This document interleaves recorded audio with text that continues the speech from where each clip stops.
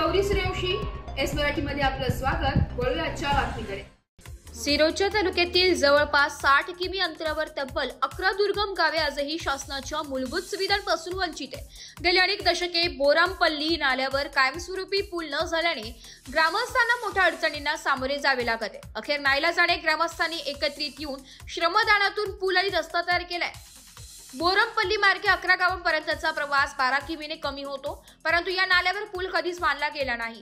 पावसाळ्यात 4 महिने नाल्यात पाणी साचल्याने गावांचा संपर्क पूर्णपणे तुटतो। उर्वरित 8 महिने लोकांना उथळ नाल्यातून धोकादायक प्रवास करावा लागतो।